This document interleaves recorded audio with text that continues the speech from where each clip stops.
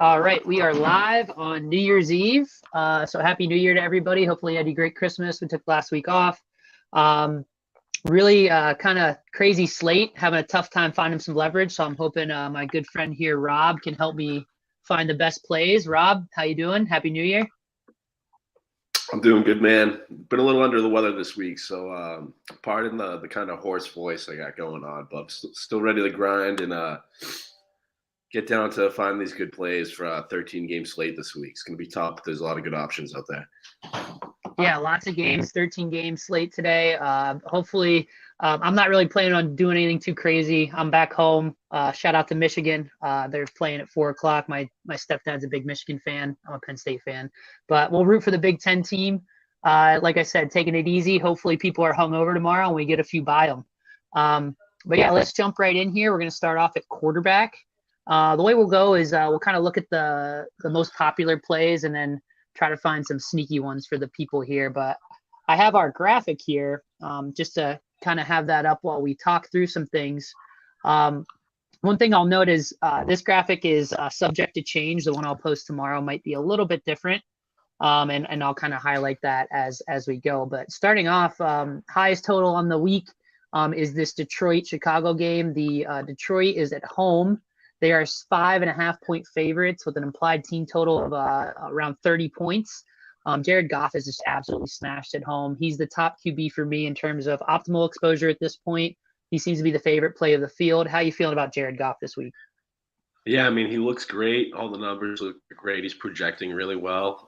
He's at the top of our list for our optimal exposure for a reason. I guess the only thing that would deter me is he's going to be chalky. And it seems this year that kind of look at the numbers, Chicago's given up more touchdowns on the ground than they have through the air. So that's kind of the only stat that's working against him.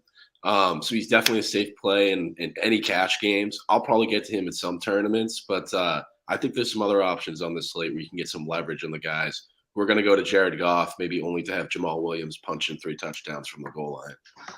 Yeah, this is the second divisional game, which typically those just are a little bit more lower scoring than other games. Chicago and Detroit definitely know each other pretty well. And on the first meeting, he scored 14.84 fantasy points, but that was before they had a lot of injuries. So safety Eddie Jackson and cornerback Jalen Johnson are injured reserve. They got a lot of rookies in that secondary right now, and Goff has been really, really good at home. And Chicago over their last 4 games have allowed Mike White, Jalen Hurts, Josh Allen each to score 23 plus points.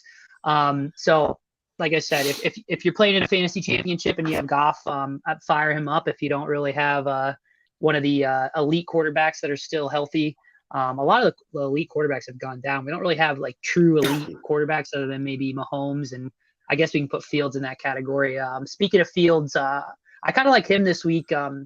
He's going to be the second quarterback. Or it seems that he's going to be a popular quarterback in that game with a high over under. Are we targeting Fields against Detroit, who's bottom of the league in terms of quarterback scoring? Yeah, I mean, all you have to do is go back and look at the game log and look at the last time Justin Fields played Detroit. He absolutely broke the slate. He's obviously not the best stacking option on any given week, but I mean, I guess you could roll him out there with Cole Kmet, or you can roll him out there naked if you want. This guy's got 40-point upside. I mean, he can throw for 200 yards, run for 100, score some touchdowns. So in this game with this 52 over under, I mean, I think you got to get to a little bit of Fields. But again, I might be looking elsewhere to some of the other guys on this graphic to get leverage for some cheaper options so we can spend elsewhere.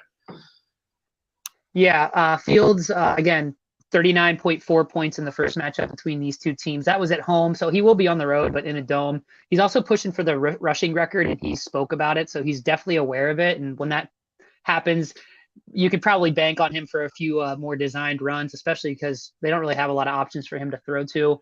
We'll get to Komet later, but I do like him a lot, so definitely going to be gravitating towards the Komet field stacks. But again, that's going to be a very popular option. And I'm finding a lot of the plays I'm on this week are like the field is also on, and that just kind of gives me it gives me pause, and I want to get a little bit more unique. But talk to me about some of these guys on this graphic, because personally, I'm not really seeing a lot in my research that's making me gravitate towards these players. But of course, the numbers certainly like some of these guys. Who's your favorite on this graphic other than the two we already talked about? I think I like Mike White the best at 5,400. It's always nice when you see these optimal exposure guys low owned because that means the rest of the field isn't getting on them. But for whatever reason, they're projecting well, and it gives us an opportunity to get some leverage on the field. So I like Mike White against Seattle. Their defense has been piss poor this year, and we've seen Mike White have some big games against some bad defenses. I think you had just mentioned Chicago.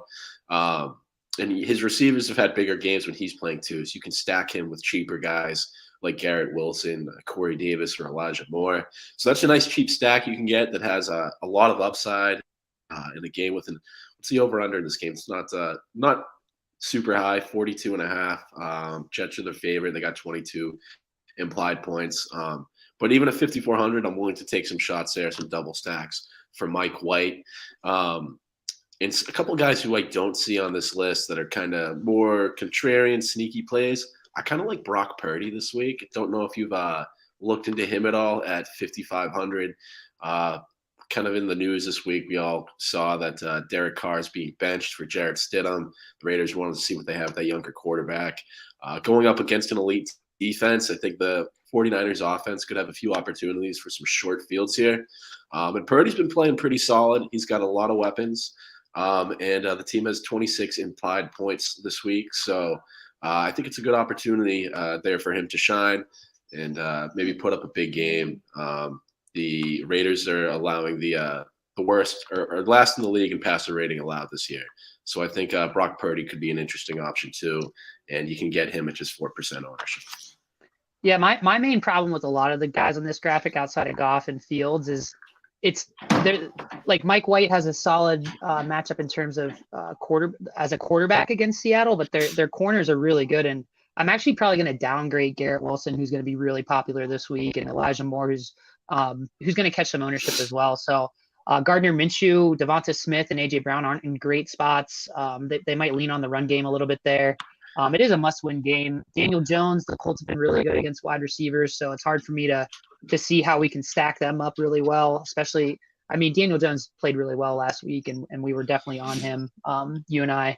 And then again, Trevor Lawrence is this weird kind of situation with the Houston Texans, who are a very bad team, but they don't really give up a whole lot of points to opposing wideouts or quarterbacks. So as you can see here in the defense versus position column there, a lot of these guys aren't in great spots. So one guy that I like that's not on this graphic that may show up on the graphic I post tomorrow, and it's tough because he hasn't scored 20 points a single time this year. Do you know who I'm talking about right now? Is it I'll spare you. Aaron Rodgers, right? So Aaron Rodgers is in an awesome spot against the Vikings. In the first meeting, he scored 3 points against them. So I really don't think anyone's going to be on him. He's coming in right around 8%, but it's just not an easy click. But the Vikings defense is awful. They're at home. They kind of got some momentum here. I really like Allen Lazard, Christian Watson. If he does play, he's got a hip injury. He didn't practice Wednesday, Thursday, but he got a limited session on Friday. So keep a lookout for his practice log today. But he's one that I have highlighted here. Everyone not named Taylor Heineke and Matt Ryan has scored at least 17 points against the Vikings. So I think Rodgers is kind of like a high floor option, and we might see him flash that ceiling that we know he has. Because I don't think that he's kind of fallen off, maybe like we've seen Tom Brady. I'm not sure if Tom Brady's downfall is more due to the offensive line because he just doesn't want to get hit. But like I said, this Aaron Rodgers-led Packers team, they kind of have a little bit of momentum going. So that's probably my favorite sneaky play on the week at the quarterback position. You mentioned Brock Purdy. Again, them going on the road to Las Vegas. I don't know like how this team's going to play after they bench Derek Carr. I could definitely see Brock Purdy getting pulled along by Brandon Ayuk, who's got a solid matchup, and Christian McCaffrey, who should run all over this team. But I don't know. It's just really hard for me to click on Brock Purdy. I guess the main argument here is that he's just so cheap. But other than that, like I'm going to have a really narrow pool here. You got Patrick Mahomes against Denver, who's popping up for us a little bit. It's just really hard to fit Mahomes in, and you almost have to play Kelsey with them, especially because Denver is good against wideouts. But yeah, anybody else we haven't talked about yet that you're on before? There's a couple guys here I definitely want to make sure people don't play this week. Yeah, I'm going to throw this out with a bad taste in my mouth, but My guy Mac Jones going up against Miami this week. The Patriots need to win to stay alive. Miami's defense has been awful. Teddy Bridgewater starting at quarterback. The Patriots defense is the only thing that's been keeping them in games this year. So I like some opportunities for some short fields for Mac Jones against a team that ranks 29th in the league in pass touchdowns allowed. They're 27th in the league in air yards allowed, 29th in the league in passer rating allowed. We saw Mac Jones have a pretty good game against a bad Minnesota defense. So at times when the game environment is right, Mac Jones has the potential to put up some points. He's only $5,000. So if he gets you 20, 25 points, that is plenty. I got his upside score right now at 26 points. I think that's a viable outcome. And you can stack him with some cheap guys like Kendrick Bourne, Tyquan Thornton, or Jacoby Myers this week. So again, you get a cheap stack there. That's going to be very low owned. He's only at 1% ownership right now. But of course, buyer beware. And then maybe some interest in Russell Wilson against Kansas City. He had his best game of the year against Kansas City. Before going down, he could have even had a bigger game. So I might take some shots at a low-owned Russell Wilson as well. Yeah, I mean, I definitely have some interest in Jerry Jeudy and Cortland Sutton this week, so I don't blame you there. We're certainly just sick individuals. I mean, even bringing up Russell Wilson's name after, I mean, the lamestream media is just absolutely burying this guy. And KJ Hamler, Jerry Jeudy went to social media to kind of get their guys back, which I really appreciate when players do that because, I mean, they're pulling out stuff like he's covering his mouth when he's talking to his linemen, and they don't seem interested. They definitely gave up in that game last week. Russell Wilson's definitely a dork, but I mean, the guy is definitely a grinder. He's just having a bad year. And I mean, sometimes we see these players switch teams and they take a while to get adjusted. I mean, the pitchforks are out for Russell Wilson, and frankly, it's unfair. So I don't think anyone's going to play him. So you definitely can get a lot of leverage there on a week where it's hard to find leverage spots for sure. Two fades that I want to bring up is I don't know if people need me to tell them this, but Geno Smith has a really, really bad matchup against the Jets. He is at home. He just hasn't looked quite right. He's kind of turned back into a pumpkin. His completion percentage has come down almost below 60%. And the Jets are just a horrible matchup for quarterbacks as well. They held Kirk Cousins to 11 points and Josh Allen to 20, which is a really bad day for Josh Allen. And then the other guy here is Deshaun Watson. You would hope like maybe there is a spot for us to maybe capitalize on him finally like learning the offensive system. But he's been really bad. He's got 11.5 fantasy points per game so far. And the Commanders they're just a really solid defense. And it's going to be hard for me to find any lineups that I like with Deshaun Watson on them. And the only quarterback to score 18 points against the Commanders over since week 5 is Jalen Hurts. So not a great matchup. So those are pretty easy fades. I won't have them in my player pool at all this week. So let's go ahead and move on to running back, where things get really interesting. It's tough, man. Right away, you see on our graphic here that Brian Robinson is what the numbers seem to like a lot. In terms of ownership, people really seem to like Christian McCaffrey this week against the Raiders. They're going to be able to run all over them. The Raiders they might just be mailing it in on the season.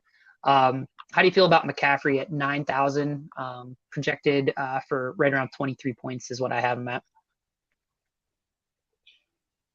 Yeah, so kind of after just discussing our quarterback strategy, I'm pretty sure I'm going to lean toward the cheaper quarterbacks this week. I think whoever I start, salary's probably going to be under $6,000. Probably going to lean towards guys where I can get cheap stacks so I can spend up for guys like Christian McCaffrey. I love him this week. I think you can even stack him with Brock Purdy since he's so involved in the passing game. He has such a high ceiling. At $9,000, he needs to hit that ceiling for you to have a shot. And I think he will have a shot. Given, like I said, I think the 49ers have some opportunities to work on some short fields here. The Raiders' run defense is piss poor. So I'm definitely willing to take some shots there at 9,000. And I do like Brian Robinson a lot at the top of this list, especially with Antonio Gibson likely not playing. Yeah, that's the main reason why he's showing up a lot. For me, it's just like I don't know if I want to be this exposed to him up over 34% of lineups just because he doesn't catch passes. And you would think like maybe he would get some work in the pass game given that Antonio Gibson's out. But oh man, Jonathan Williams, there's a name. He actually ran more routes than him last week. He got the call up for them as the secondary back. Brian Robinson can pass protect though, so this is a game where they're still in it. The Commanders are, and you could certainly see them maybe giving him a little bit more of a role. He should have a really good efficiency this week as well. And the Browns are a really great matchup. They're allowing the third most yards per carry, the third most rushing touchdowns, and the third most fantasy points to running backs this season. The main thing here is he just doesn't have a super high ceiling. So you and I talk about like who's going to be able to get us 20 points, right? And I mean, his upside score, if I'm taking a look at that metric that you make, he's got to score to end up in the Millie winning lineup, which is what we're trying to do. He needs to score here 24 points. That's a stretch for him, I think. You're looking at a 2-touchdown day for him, which certainly could happen. That's a little lower than I expected. So Brian Robinson's definitely up there for me. Another guy people are really going to like is Saquon Barkley against the Colts. The way you beat the Colts is on the ground for sure. And I mean, the Giants they're playing to clinch a playoff berth here. So they'll definitely be up for this game and probably lean a lot on Barkley because that secondary for the Colts is pretty good. Are you getting a lot of Barkley in your stuff?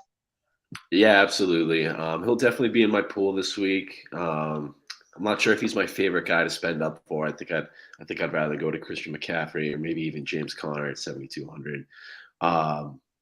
So someone I don't see on this graphic who I have a lot of interest in, Austin Eckler coming off a big game. He's 8,500 this week. I like him a lot this week. Chargers have a 24-point implied team total. The Rams haven't been great against the run this year. They're allowing 4 yards per, close to 4 yards per rush attempt. It's kind of middle of the pack. Chargers are still grinding out their playoff position. So I think at his low ownership as well, he's only 5% owned. He could be an opportunity to get some leverage on some of those higher priced guys like Barkley or McCaffrey. Yeah, I'm not seeing like anything about Chargers players. I kind of like have some interest in Keenan Allen this week, but certainly Austin Eckler. I mean, all the guy does is score touchdowns. And I don't know how much this matters, but he's very much self-aware in terms of he knows that it's week 17 fantasy football championship. So, I mean, if that matters at all, like he may get in Staley's ear if they're up and say like, hey, keep feeding me for my fantasy managers.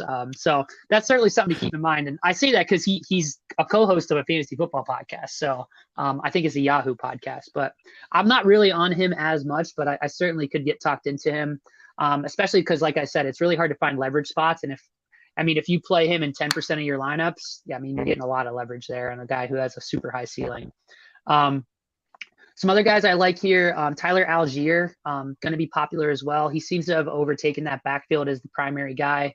Cordero Patterson seems to be kind of waning a little bit here. He's an older guy in the late half of the season. In Arizona, I mean, the defense is just awful. They're horrible. So Algier, again, is another one I worry about his ceiling.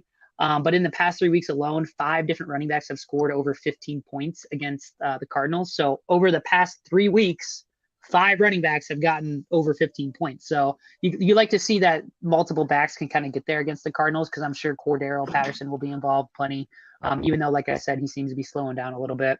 And the Cardinals have allowed at least one running back to score 17 points against them in 9 of their last 10 games. So that's a hell of a stat there.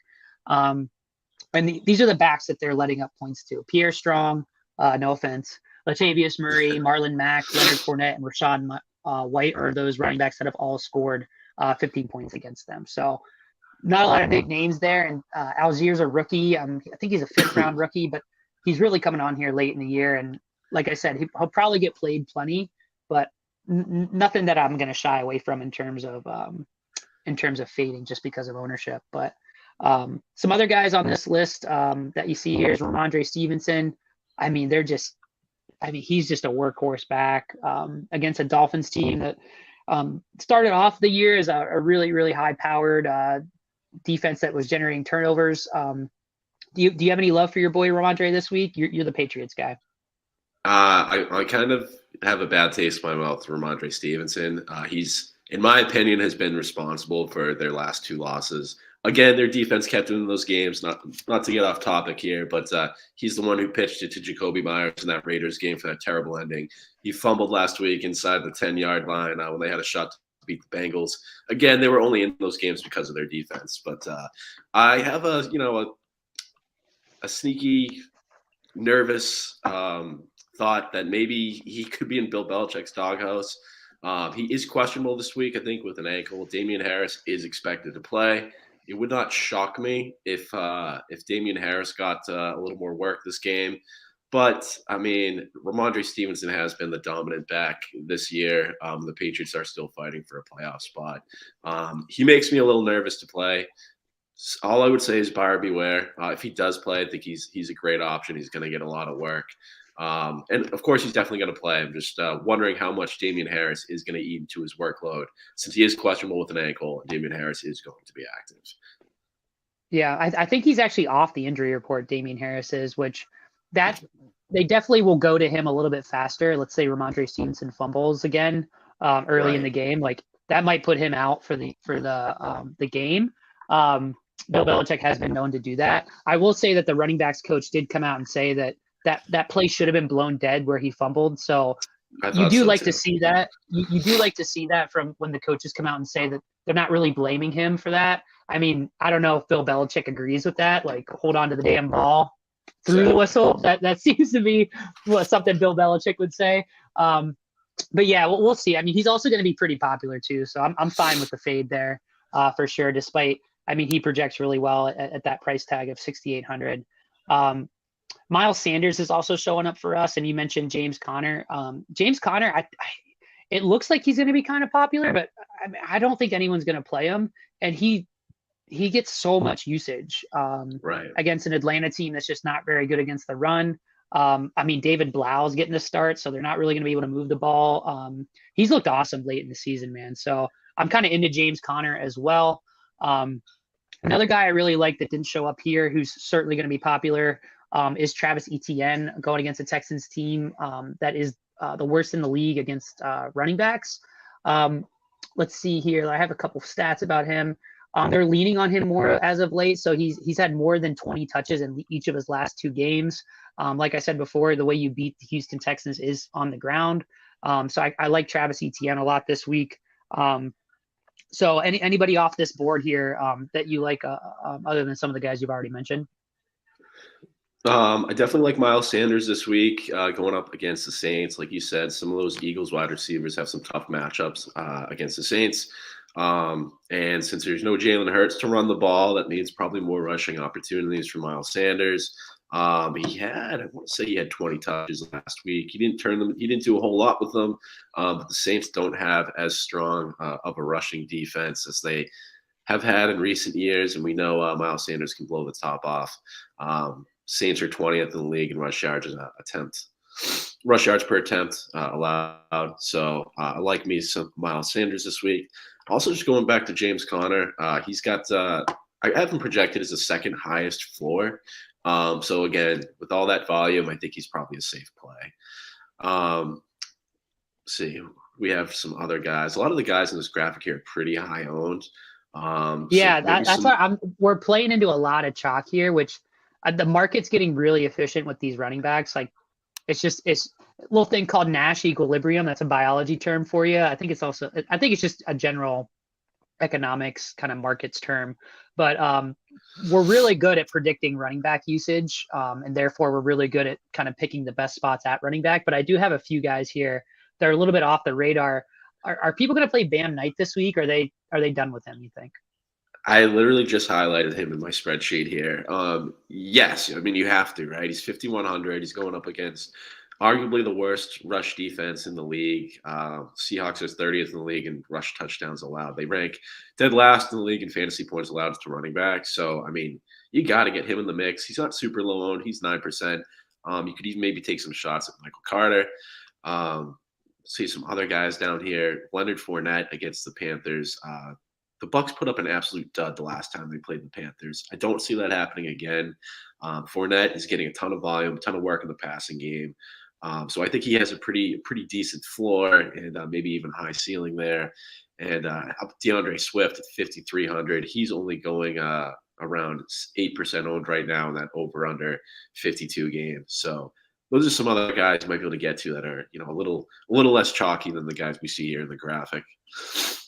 Yeah, I definitely like DeAndre Swift, given that I think Justin Jackson's going to miss this game, so he'll usually take 4 to 5 carries away from DeAndre Swift. I know Jamal Williams has been a little bit banged up. We could see a huge usage game out of DeAndre Swift, which is kind of like a big bugaboo with him, is that he's not being used like a workhorse back, but he's super efficient. So I definitely like that play. He's the guy that can really like. He's one that like if you don't play him, you look back and you're like, dang, like he really buried me. Whereas like a guy like Miles Sanders, if you fade him like and he doesn't get 2 touchdowns, like you're probably fine.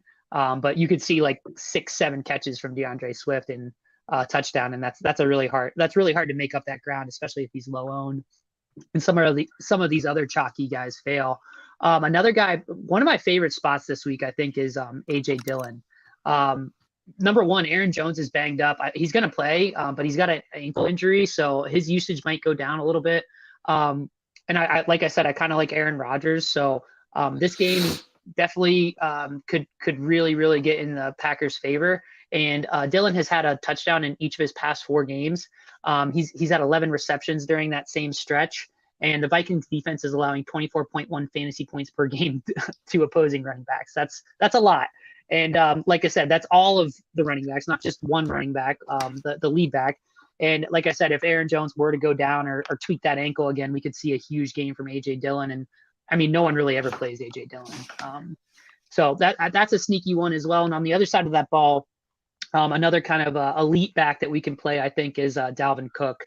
A next-gen stat that I found really interesting is run stop win rate, and the Packers rank 34th in that metric. So it's basically a metric that's one of those fancy next-gen stats where they're just horrible at stopping the run. So Dalvin Cook should find plenty of open running lanes, and he's one of the best in the league at finding those lanes. So I really like him. And then the last one, same metric, run stop win rate. The Giants rank 30th in that metric, and it's pretty clear to me that Zach Moss is the main guy there. So another really cheap, really sneaky guy that you can play.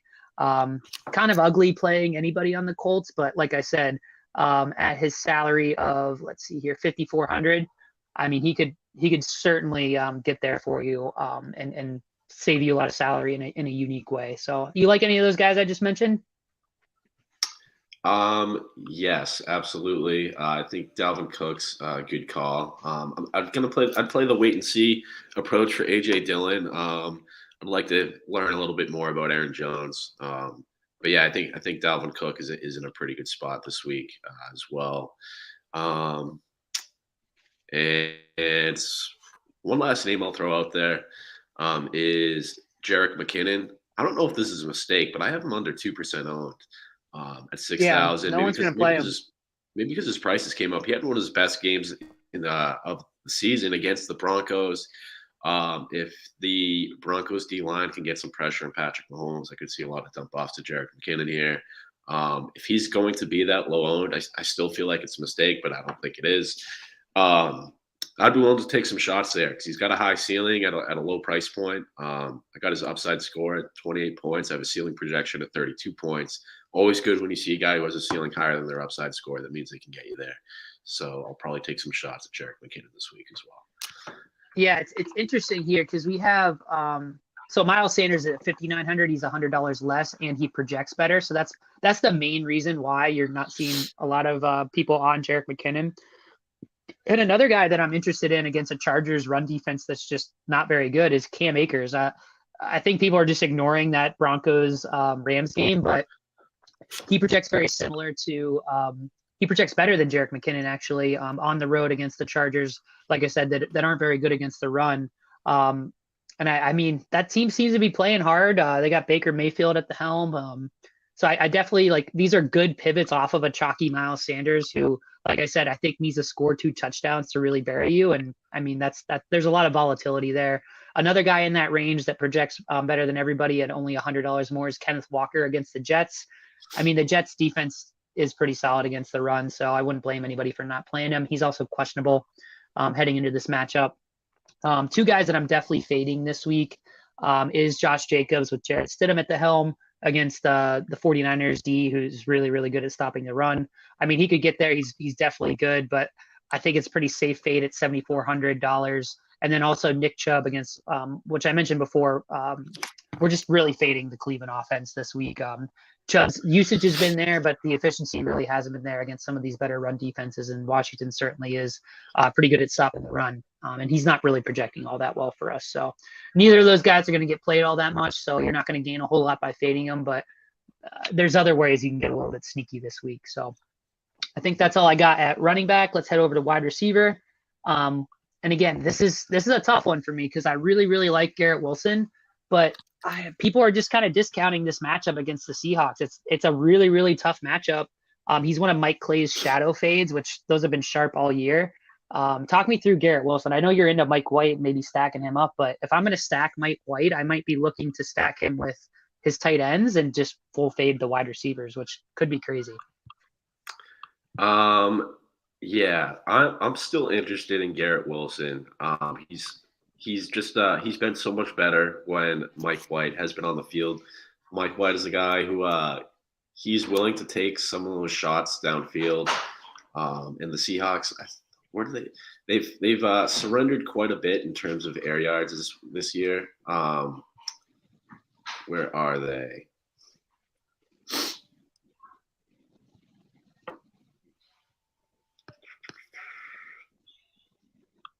Okay, so they're more like middle of the pack. But I think you got a shot here for Mike White to take some shots downfield. And he's only 5,500. So again, it's really more the cheap stack component of this. The fact that we've seen more production out of these wide receivers when Mike White's on the field, and that Seattle defense has struggled this year. So that's why I'm willing to take some shots there. Yeah, another popular guy in that Detroit Chicago game that we really like a lot, and certainly the optimizer really likes him as well as Amon-Ra St. Brown, DJ Chark, both in really solid matchups. So I'm kind of okay with that. I really like DJ Chark because he's going to get played a little bit less and he's cheaper. But Detroit double stacks are just so easy to fall into this week. So give me all the Amon-Ra St. Brown and DJ Chark. Let me see if I have any stats for the people here. I don't know if you need me to tell you that the Vikings defense is really bad, but they are. DJ Chark has averaged 12.7 PPR points on 5 targets in his past 5 games. They're not playing the Vikings. They're playing the Bears. And then over the last 8 weeks, Chicago has allowed the 8th most fantasy points to the position. And the Bears have faced the Bears have not faced a lot of targets in that span. But this game could shoot out, especially if Justin Fields can get going and kind of push them to in a high over-under game. So really like those two players. And then as you're seeing here, maybe this is one we could talk about. Jahan Dotson kind of pops up for me a little bit against the Browns. How do you feel about him this week? Are you seeing him at all? I am, yeah. And I mean, I think the main reason we're seeing him this high is because he's projecting fairly well at $4,600, projecting right around 11 points. His ownership's under 2%. He had a big game a couple weeks ago that was actually the one was able to tie a first place in a showdown slate. So yeah, he's definitely on my good list right now. He's in my good graces. I mean, he's got a pretty good matchup right now. Cleveland's 24th in the league in pass touchdowns allowed. So that's a nice stat you like to see. And Jahan Dotson, he's averaging 3 points. Almost 3 fantasy points over expected this year. So he's been efficient with the opportunities that he's been getting. And he's got a pretty decent average depth of target right now, right around 13.5 yards. So this is kind of some of the numbers you like to see when you're considering wide receiver. He's averaging 1 red zone look per game. So yeah, I think it's completely viable to have him in our top 5 here and optimals at that price point. So I'll probably have some Jahan Dotson this week. Yeah, definitely not going to be played a whole lot. People kind of think they're kind of leaning towards Curtis Samuel this week as well, but Gavin Newsom, I believe his name is, the slot corner for the Browns, is one of the best in the league, and he's shut down a lot of really good slot wide receivers. So it's kind of good when you can kind of zero in on a specific wide receiver in an offense. I'm sure Terry McLaurin will get there, but he's pretty expensive, and we can't really trust Carson Wentz to push the ball downfield. He hasn't really been. He didn't do that early in the year. Terry McLaurin was targeted much less with Carson Wentz than with Taylor Heineke. So I really Yeah. Sorry, Nick. Is it confirmed? Is Carson Wentz starting this week? Yeah, he's the starter. Oh, damn. Well, yeah, then I'd have to agree with you. We might have to rethink Dotson. I think these wide receivers went a lot better with Henneke on the field. So, Yeah, Dotson had some good games with Wentz as well. He just wasn't pushing the ball downfield to Terry McLaurin. That was the main difference. Otherwise, I mean, Curtis Samuel popped up for a few big games with Wentz, as did Dotson early in the year. And then Dotson, what Heineke did is he just kind of locked on to Terry, and I mean that's not a horrible idea, but it did get him benched. So, yeah. So a couple other guys here that I'm into at the popular end. It looks like Jacoby Myers is going to be really popular this week. How do you feel about him this week? I think Parker might be inactive, and if he is, he's going to see a lot of Xavier Howard, which is not a good matchup. yeah, I mean, I'm not yeah. really one to really click on these New England guys. I'll be honest with you. Yeah, no, I've said this before. Generally, a good rule of thumb is to not play New England Patriots wide receivers. Devontae Parker is not playing this week. Nelson Aguilar seemed like he vanished off the face of the earth last week. Kendrick Bourne was finally getting some snaps. So, yeah, I think it's going to be the receivers this week are probably going to be Tyquan Thornton, Jacoby Myers, and Kendrick Bourne. So, yeah, I actually do kind of like some Jacoby Myers this week. Like I mentioned, I think Mac Jones is a pretty good matchup. The Patriots are fighting for their playoff lives. There won't be any Tua in this game. I like the Patriots defense to, again, like I said earlier, maybe give them some short fields. And Jacoby Myers is their go-to guy. So I'll probably take some shots at Jacoby this week for sure. But buyer beware. I might kind of limit my exposure to the Patriots wide receivers because they can hit the floor on any given week. Yeah, another guy that's interesting here is rookie Rashid Shaheed. I think Olave might be out. I think he's very questionable. Either way, both are tough plays against secondary that's really good and a must-win game. I might have to manually adjust him. Not really someone I'm targeting this week because, like I said, we know that this Eagles defense is solid. Despite giving up a lot of points to the Cowboys last week, they're going to show up against this New Orleans team that's not on the same level as the Cowboys. But some guys that you can pay up for, Justin Jefferson. I mean, matchup proof. He absolutely gashed the Packers in their first matchup. Of course, they're saying it was a fluke, which, I mean, given a guy like Justin Jefferson bulletin board material, like what are we doing here? I'm hoping that he can definitely get there and kind of keep that game total up and keep the scoring going because I really like Lazard, Dobbs, and or Watson, depending on Watson's health. Of the three, Lazard has a really solid matchup against the Vikings. They rank second in points surrendered to the perimeter and ninth in points allowed to the slot.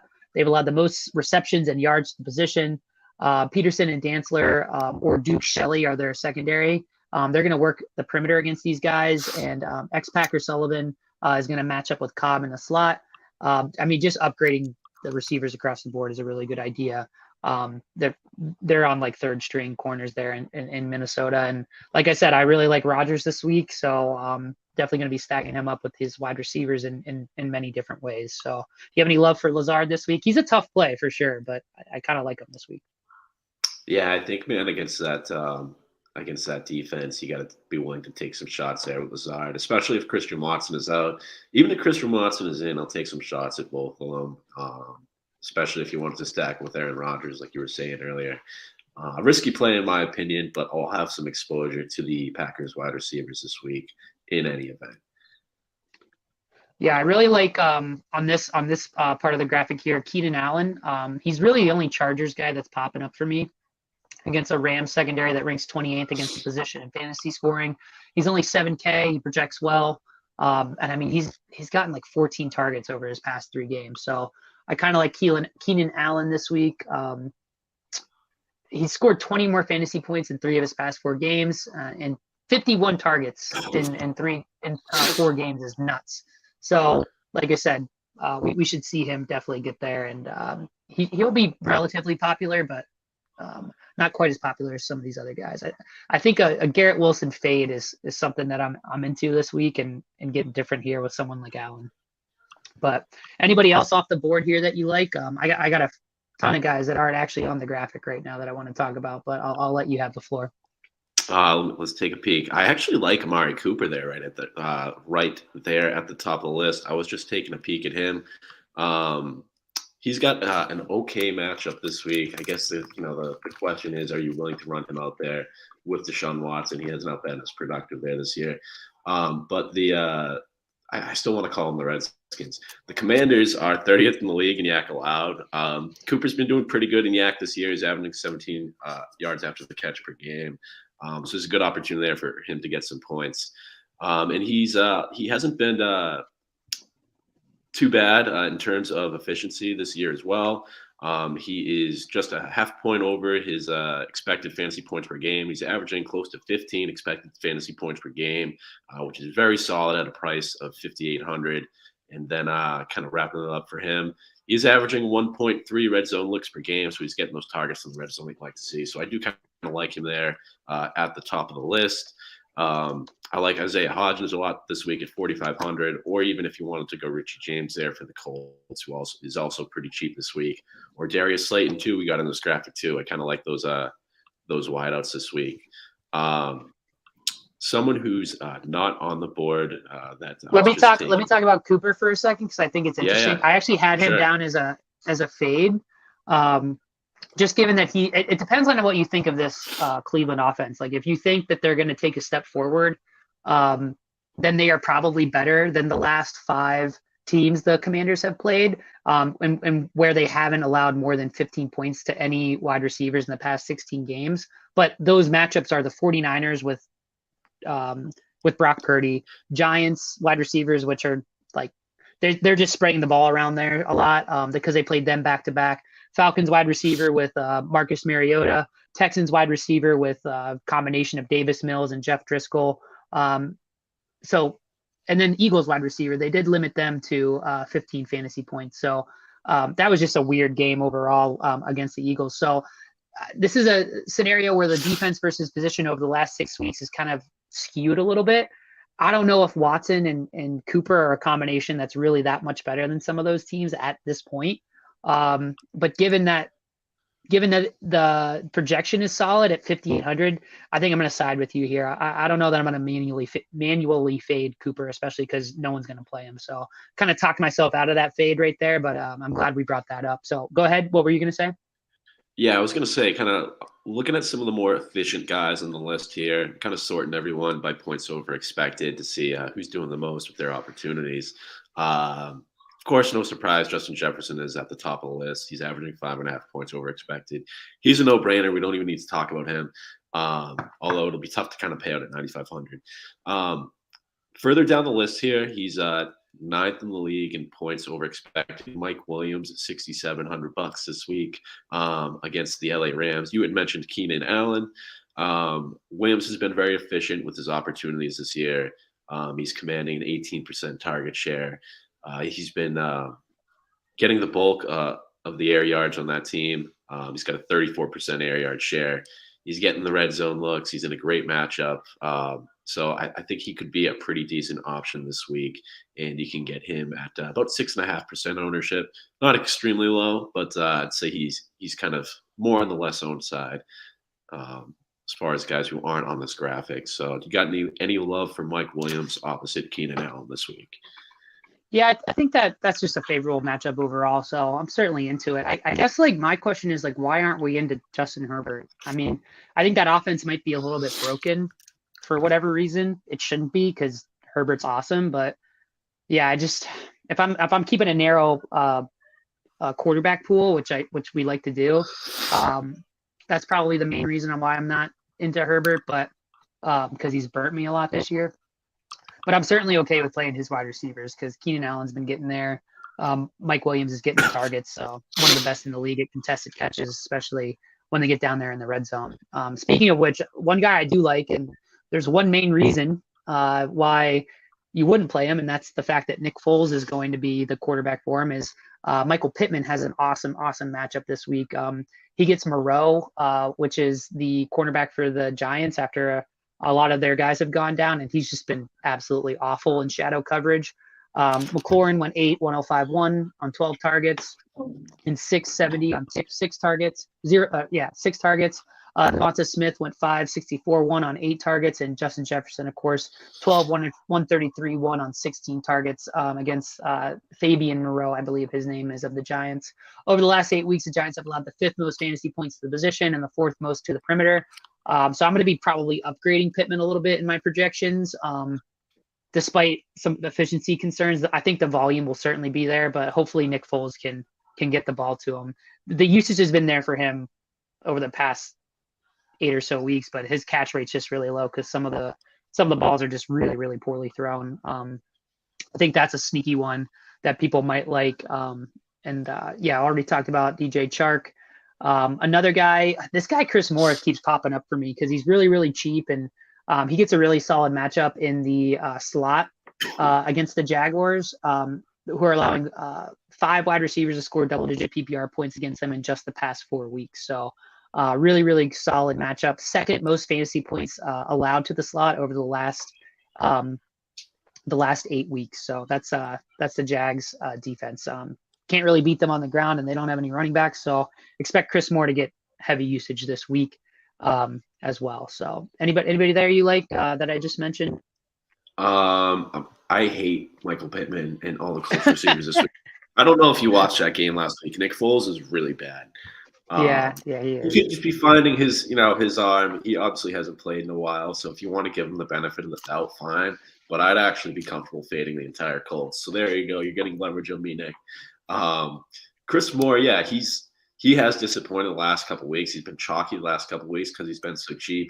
The opportunities have been there. He just hasn't done anything with them. So if you want to take advantage of recency bias of people saying, I'm not going down the Chris Moore road again, I think there's an opportunity for leverage there. You don't hate playing him in some lineups. I talked about this guy earlier who I just want to throw out there. Kendrick Bourne for the Patriots is only 3,500. He's been a ghost this year.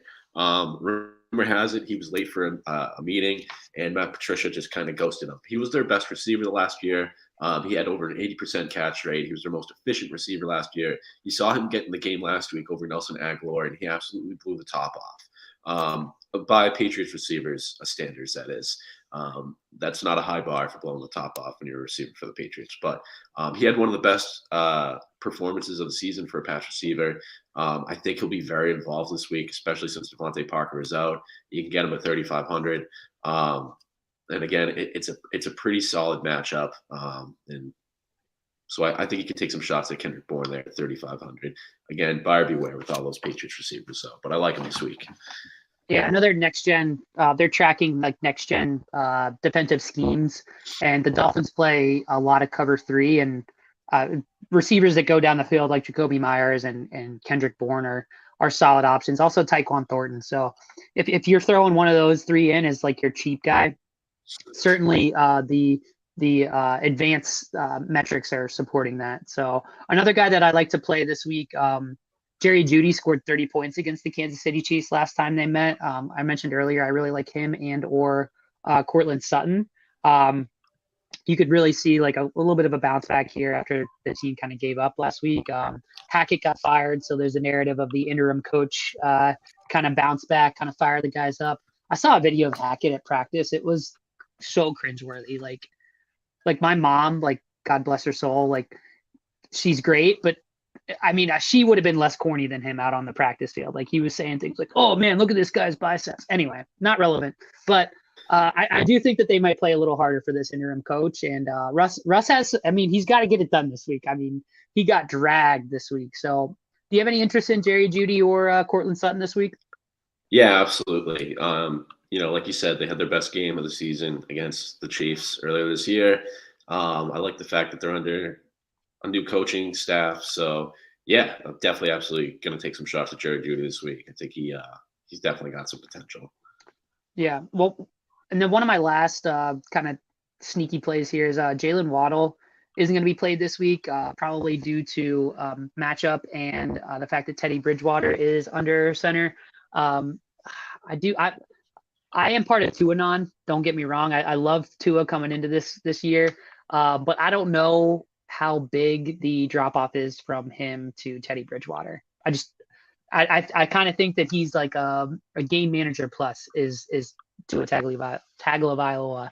Wow, I really butchered that. But anyway, Jalen Waddle is going to see a lot of cover 1 and cover 3, which for a guy that runs a lot of short to intermediate routes, run after catch guy, to a certainly not one to push the ball downfield. Like I definitely see Jalen Waddle being the guy you want for the Miami Dolphins if one goes off, other than Tyreek Hill. So don't be afraid of Jalen Waddle this week at all. And then other than that, some fades.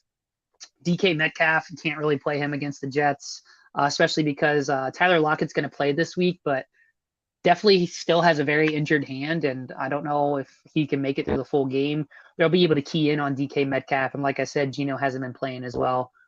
Certainly, they've held outstanding wideouts like Justin Jefferson, Stephon Diggs, and Amon-Ra St. Brown to really underwhelming games over the past few weeks. So I would not be playing DK Metcalf. That's not the place to get sneaky this week.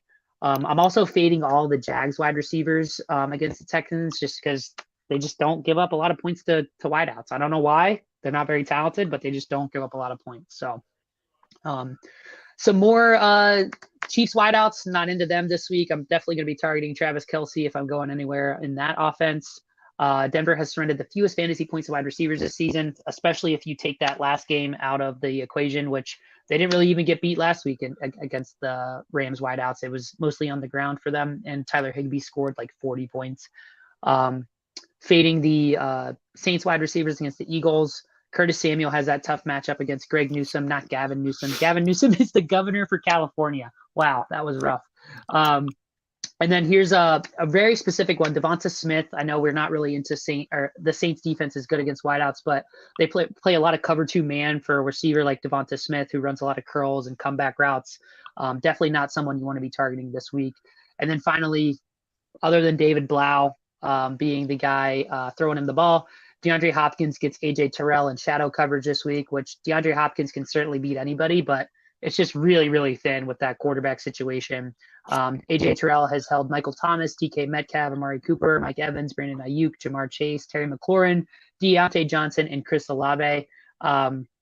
He's shadowed some really, really solid guys, and no one's really having really good games against him. So they've been much better against the pass as of late, especially over the last 4 weeks. They've allowed the fewest over to wideouts on the perimeter. A lot of fades this week. DJ Moore against Carlton Davis in shadow coverage. He's going to see him a lot on the perimeter, the Tampa Bay cornerback. And then finally, I mentioned whoever Xavier Howard decides to shadow for the New England Patriots. You definitely don't want to really be on that guy. So do you have any key on who's Xavier Howard going to shadow this week? It's got to be probably Jacoby Myers, right? Yeah, I would think Jacoby Myers. He's been kind of their most consistent receiver, so that would make the most sense. Yeah. So before we move on, wideout, a lot to chew on at wideout this week for sure. Anybody else you like at that position? Yeah, I don't know. It's kind of a tough week for wide receiver, and like as far as obvious plays go, I think given that I was kind of on to Brock Purdy, I wouldn't be opposed to throwing out some Brandon Ayuk. It's kind of an average matchup for him. So yeah, he could be a pretty decent option at he's actually kind of high owned at 11.5%. I don't know if I like him as much as that much ownership. That's the thing. Like him and Drake London's kind of a similar play. Drake London's a lot cheaper than Brandon Ayuk, but he's getting like a 30% target share, which you want to bet on that. But I mean, if he's going to be up over 10% owned, I'm okay with kind of fading that. I guess just real quick. Are you? What are you going to do with the Cardinals wide receivers this week with David Blau starting? I mean, I was kind of interested in Greg Dortch this week since Trace McSorley was kind of liking him, and he's only 3,000. But I'm not sure what I want to do. I mean, it's not a bad matchup going against the Falcons. The Falcons have a pretty poor defense. Yeah. So I'm wondering if there's some guys in there we can get some leverage with. I might take a closer look at that. And maybe a closer look at David Blau, but my expectation is that's not a guy who's going to put up 200 passing yards. No, he's really, really, really bad, man. I mean, McSorley's bad. Like this David Blau is really, really bad.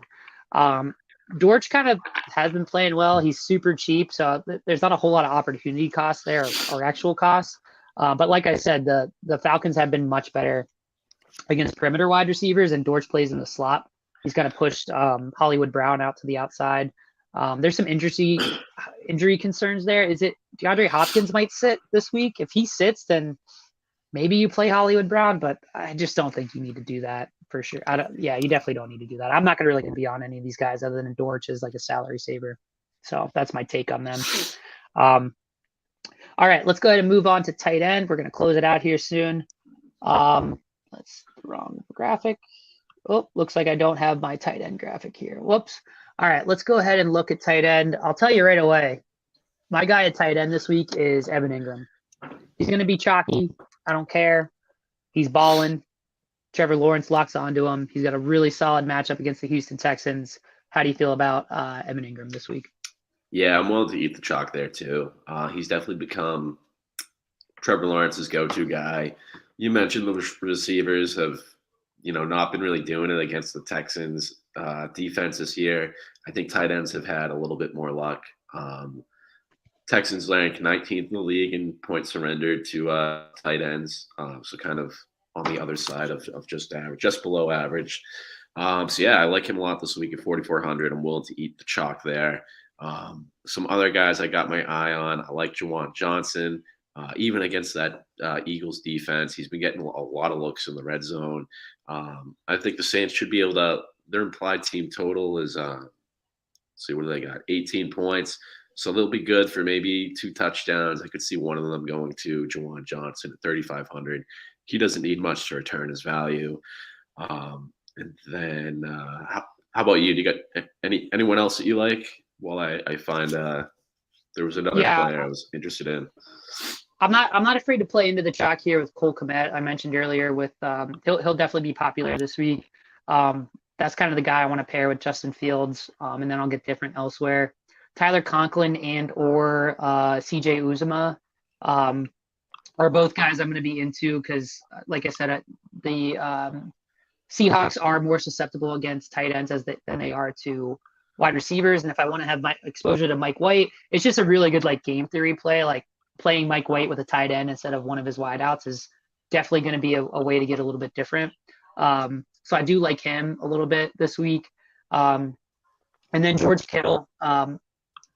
So people don't throw to the tight end against the Raiders a lot, but when they do, they have success. So the 5 tight ends that have had more than 5+ targets against them have been Zach Ertz, Travis Kelce, Gerald Everett, Greg Dulcich, and Pat Freiermuth, and they all had over 13 points. Add that onto the fact that Brock Purdy seems to really lock on to Kittle. Debo's out. So Kittle's been balling out, man, and he's going to be kind of popular, but not really. Everyone's going to want to pay up for Kelce this week. I'm not really into him as much. So I like Kittle, Ingram, and Kmet. And then the last guy that's kind of sneaky is the other side of the ball of that Houston Jags game is Jordan Akins, who, have you seen this guy? He's just like a giant. He looks like a giant wide receiver, super athletic. He's kind of started to pop up a little bit for them. So I do like him as like my punt tight end just because he's cheap. And the Jags have surrendered the 4th most points to tight ends, points per target to tight ends, about 2 points per target. So look for him to run after the catch a little bit too as well. Yeah, so a bit of news that came out this week. Greg Dulcich went on season-ending IR. So the Broncos, he's done. He's done for the season. Broncos backup tight end Eric Sobert, I think is how I'm pronouncing it. He's Sobert. Sobert, S-A-U-B-E-R-T. Sobert, Eric Sobert. He was the one getting targets last week when Dulcich went down. You can get him at the min price. He was on the field for 33% of snaps last week. He did not get any targets, but he's only 2,500. So you can get any receiver at 2,500. It's like you can have a 1-yard catch for a touchdown, and that's enough. That's all you would need. Even with the Broncos and Russ Wilson, I'm probably going to take a couple of shots there. I think it could allow you to get different and spend up for some more expensive guys. The Chiefs are kind of middle of the pack. They're ranked 17th in the league in points surrendered to tight ends. So if you are kind of trying to get contrarian with receivers on that Broncos offense, I think you got to consider Sobert at 2,500. Yeah, that's a sneaky play for sure. I thought you were going to say Alberto, which I mean, he's what a fall from grace. I was so into him in like dynasty leagues and stuff, but yeah, another guy you need to take a look at, I think, is Jelani Woods. They were just, I mean, Nick Foles just locked onto him at the beginning of that Chargers game. He's got a pretty solid matchup against who are they playing this week against the Giants. So I like Jelani Woods as a salary saver as well. I mentioned Tyler Conklin. But really, I mean, it's Evan Ingram for me. One guy that I'm going to fade that the optimizer likes is Dallas Goedert. He returned from IR, but the Saints are allowing the fewest fantasy points to tight ends this season, and not a single tight end has scored more than 10 points against them, which I think is that's pretty incredible. So like I said, I really hope the Eagles win because I mean I live in Philly and I have a lot of friends that are Eagles fans, and I need them just to get this win so they can relax. But it's going to be tough for them to get the ball to Devonta Smith. It seems it's going to be tough for them to get the ball to Dallas Goedert.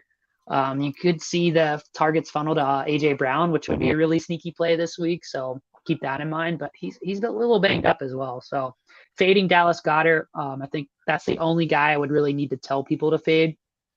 Tyler Higbee just coming off a monster game. Really tough matchup this week. And the Chargers have just been really excellent against tight ends as well. And then the last fade, which again, I don't need to tell you not to play this guy, but Darren Waller, don't get cute with him either. He's got a really bad matchup against the 49ers this week. But yeah, I think that does it for tight end. Really gross position, man. Well, hopefully we get Kyle Pitts going next year and have some other guys we can play other than Travis Kelce, to be quite honest with you.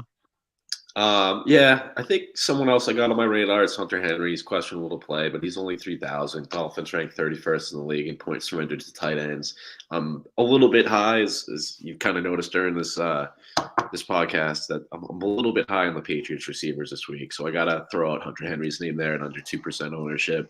But yeah, other than that, I agree. It is kind of a gross slate for tight ends. I'll probably just have a lot of exposure to a lot of guys. TJ Hawkinson, and even K-Dot, and whoever you want to get into. I might give a lot of love to George Kittle this week if I end up going the Brock Purdy route as well. He's been very efficient with his opportunities this year. He's second amongst tight ends, only to Travis Kelce in points over expected. So, yeah, I like that metric a lot as well. Let me see here. I was going to mention those late season New England Patriots, Miami Dolphins games. They get a little weird sometimes. So I'm not. Let's lean into that volatility a little bit. Let's see a 3-touchdown game from Hunter Henry. Why not? All right, let's take a look at defense here. At defense, I like your New England Patriots, and it doesn't seem like anyone's going to be on them. I'm not sure why, but maybe people will come around to that eventually. But I really like New England this week against Teddy Bridgewater. Are you feeling good about the squad this week in terms of like real life football? You think they're going to get the win? Yeah, I feel pretty good about it. I do. I think they're going to get the win. I think their defense is. I think there's a real good chance to see the Pats defense score a touchdown this week. They've done it in 2 straight weeks. They've been the heart of this team. Teddy Bridgewater is going to make a mistake, and the Patriots are going to capitalize. That's my bold prediction of the week. And you can get them at just 2,600. So yeah, I'm absolutely willing to take some shots there. And I think defense is such a volatile position that it's the strategy I kind of like to take is just look for opportunities for people who are going to turn the ball over, and there's a lot of that this week. 49ers are obviously a no-brainer going up against Jarrett Stidham. That defense is also good at 2,900 is a clear misprice. That's priced as if Derek Carr is playing. I just want to make a note on that. But yeah, go ahead. Sorry. Yeah, absolutely. No. If you wanted to get into either Atlanta or Arizona, The over-under in that game is only 41 points, and let's see, the Falcons are 4.5-point favorites. So if you wanted to get into Atlanta going up against David Blau, that could be a decent play as well. Or if you wanted to get contrarian and go on the other side and go with Arizona going up against Desmond Ritter. I like either one of those defenses in that game. They're both pretty cheap as well. Atlanta you can get at 2,700, and then Arizona a little bit more expensive at 3,000. So I might gravitate towards them since I have them as a pretty low owned play this week. Defense is a great opportunity to get a ton of leverage if you can just hit that team that gets like 2 defensive touchdowns or something. So always a good position to go low ownership on. Yeah, and the optimizer just in general, like it always seems like whatever defense like absolutely goes nuts for whatever reason. I think we've been on them, luckily, mostly just because like we're not really like people think they can predict what defense is going to have a really good game, and we're very, very bad at it. So when that's the case, I just kind of trust the optimizer here. And I guess like two here that like don't really make a lot of sense to me is like the Packers against the Vikings and the Rams against the Chargers. Like, but I mean at 2,300 and 2,400 cost adjusted makes a ton of sense. One I really like at 2,200, the Saints defense against the Eagles and Gardner Minshew. Like it's a must-win game from them. Like, I mean, Gardner Minshew could turn the ball over multiple times and break the hearts of the Philadelphia faithful. So, like I said, I don't really hate that as well. But that's enough about defense. I'm gonna be honest with you. Unless do you have the play at defense this week? You think? I mean, I'm just gonna ride the Patriots. Yeah, I mean, I usually just let the optimizer do its thing. It's such a volatile position. It's not really one I'm ever comfortable fading. I will throw out there though, if you're not going to play Justin Fields this week, if you want to get a lot of leverage on a chalky guy, and play Detroit, I think there's a good chance that the Bears are trailing in this game, which means Justin Fields will be throwing the ball a lot. Maybe he makes a mistake. He's also been the second most sacked quarterback in the league. So that's kind of a strategy play there. Play the defense opposite one of the most chalky guys in the slate, and it's a good way to get leverage. Yeah. All right, let's go ahead and do our flag plants. Like I said, I don't have a ton of conviction here, but we'll do our best. I'll let you go first, though. Go ahead. Oh, putting me on the hot seat. Yeah. Geez. I don't have a lot of conviction either. I'm really gravitating toward one of Mike White or Brock Purdy this week. So I won't commit to one of them yet. I guess I'm leaning more Purdy since he has probably the better matchup. But that's going to be kind of my core strategy this week is take one of those cheap quarterbacks and build around him so I can spend up at the running back position for let's say James Conner. I'm pretty confident playing him this week. I think that's a solid one for sure, definitely. Mine is I'm going to be all over the Packers in general, so I'll do like Aaron Rodgers stacks at home in Lambeau late season in a game where they have a lot of momentum heading into it. Playoff hope still alive. Really hope Watson can play, especially if that news is late, and we can get a lot of leverage there in playing him. But I'm going to go Aaron Rodgers and A.J. Dillon as kind of like my core flag plant there. Yeah, I really like that a lot. And then on the other side of the ball, another flag plant I like is my pay up running back that's a little bit off the board is Dalvin Cook. I really like him this week. So plenty to chew on there. Is there someone at wide receiver that you're really into that you want to make sure that people play this week? Honestly, not really. That's to me, that's like the biggest. That's going to be the most difficult position this week, I think, to plant the flag. I just think Justin Jefferson is like too expensive. Obviously not going to fade him, but yeah, outside of that, I don't see anyone that I'm like, oh, locking that guy into every lineup. So yeah, I think this is going to be a week to just embrace volatility. I think this could be a weird week for wide receivers. You might see some weird guys go off, but maybe Kendrick Bourne is kind of the only one that I'm pretty confident making him my punt play. Yeah. Mine I think is I really like Jahan Dotson. So at 4,600, especially if people aren't really going to play him. I like that one too. So that's one where I don't know if I'm going to officially full send him, but I'm definitely going to boost him. And at 4,600, I'm going to have a ton of him as well. And then at tight end, I mean, feels really good to say like, hey, go ahead and just send it with George Kittle. I mean, that kind of plays into your Brock Purdy play for sure, and just kind of ride Yeah. the wave because it doesn't seem like people are gonna be on that just because I mean I don't know, George Kittle has had a lot more bad games than he has good games this year, so he's a He tough one because certainly he has a does run. foot.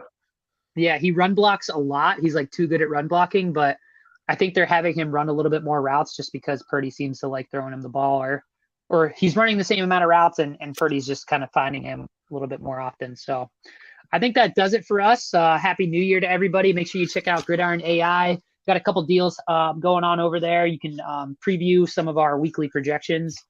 Make sure you check out Instagram tomorrow to see the player graphic. I'm going to update it with definitely upgrades and downgrades to make sure that it reflects who I'm going to be playing and who you're going to be playing a little bit better than what we have up here on the screen. And yeah, Happy New Year to you, Rob. And let's go Big Ten, go Michigan. Let's go. Happy New Year, man. We'll see everyone All right. next week. Yep. See you later, guys.